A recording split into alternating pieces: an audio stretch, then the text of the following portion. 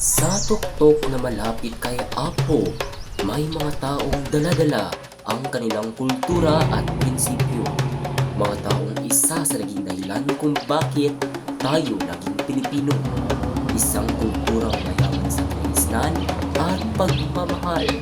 Ito ang Bagobo Tagabawa. Ang Bagobo Tagabawa ay nangangahulugang people from the south. Sila ay kilala sa paghahabi ng magagandang accessories, kasuotan at iba't ibang nakakaiba na disenyo. Ang Bagobo Tagabawa ay tinatawag ring tagapangalaga ng bundok Apo dahil ang uri nila ay nakatira malapit sa bundok. Ang kabuhayan naman nila ay panananim ng iba't ibang klaseng gulay at prutas at ang kanilang pangmalakasang kapeng pangmasa. Bumiyahe ang aming team patungo sa Santa Cruz o sa Rizal upang makita ang mga Bagobo Tagabawa kung saan sila nakatira.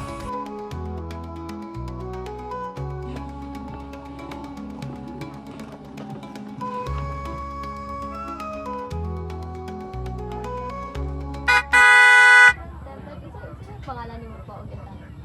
Si Nivia Buntulan. Edad lang ko is 57. So kana usa mong kaning specific or kanang kasi di mo tribo ko. Bago po tagabawa. So kani mga tanang unsay ginahimo ninyo ano nung pang-adalo nga pang kinalili ko. Kani lang, sari-sari store. Kada adlaw. Pero gini. Usahan, atong uma. Bukit. So aside ana ko kanang unsay kanang tagabawa po in terms of kanang trabaho pang-pakinan po. Kabatasan. Mandi ka. Entertaining jud pag maayo. Dahon ka, inog kape. Kape yun.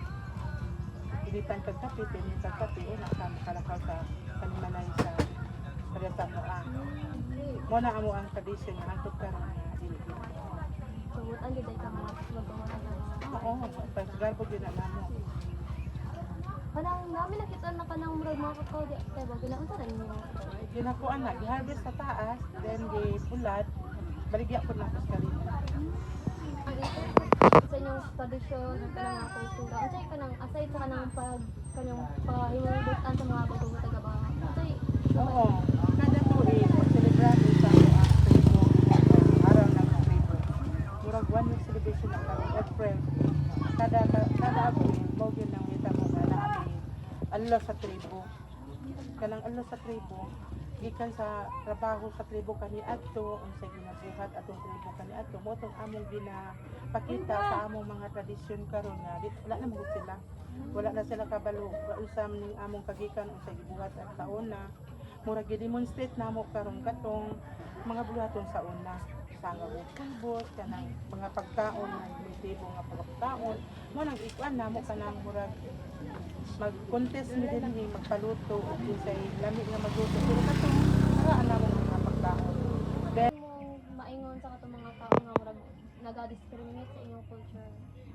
So unsay mensahe nimo? pero sa pagkakaroon murag wa naman ko na dungo.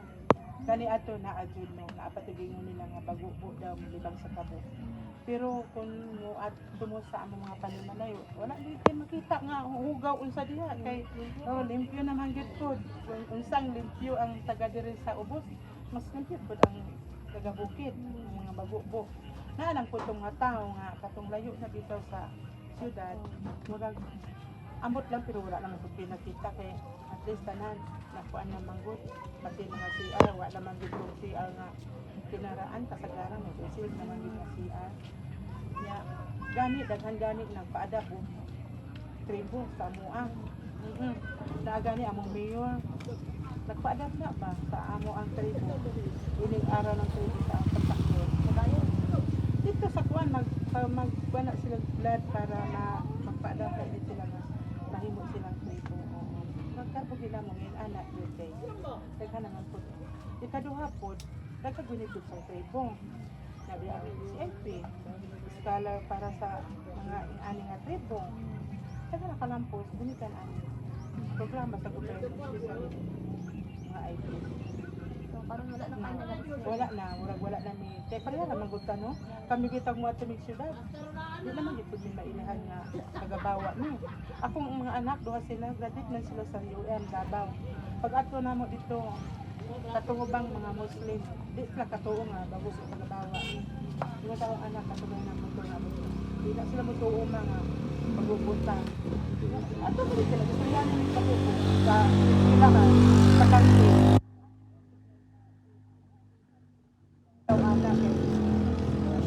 Mas angat kami sa inyo kaya ang inyong sinabihan makasabot kita na nagpagdaan dito eskwela lang kita ng mga bata namo pero kamo di mo makasabot kamo kasi isang diba punta pa mo wala din dahil kay mas panta man ni sa among solusyon kay sa inyo.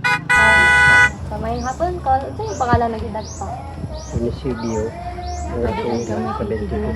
So, siguro ko nakapo, bata pa katanaw. Kabente ko pa. Bata kay katanaw. Rasa sa Ginoo. So, kanang, unsay mo kanang tribo po? Asa ka na bilang na tribo? Sa bago mo ni Bago ba yun na? tagabawa. So, kanang, unsay ginahimo ni mo taga-adlaw po? As to, kanang part sa anak ng tribo. Dagkang gaya ko trabaho matagal lang basta tribo. Ako mga tribo nga magpaterma sa mua. Kanang pasignature ba? Kaya kanang bukuha sila og mga kanabitang certification, kinahanglan ng tribo. Kanang akong trabaho dito sa Pinaguran. Ikaw ang murag captain diri sa inyong barangay. Hindi ko ano kung kagawad ko doon. Among barangay. Yung mga gawad doon, puro tribo talaga. Nya panpod din ka ng membro sabli sa BTC Tribal Council.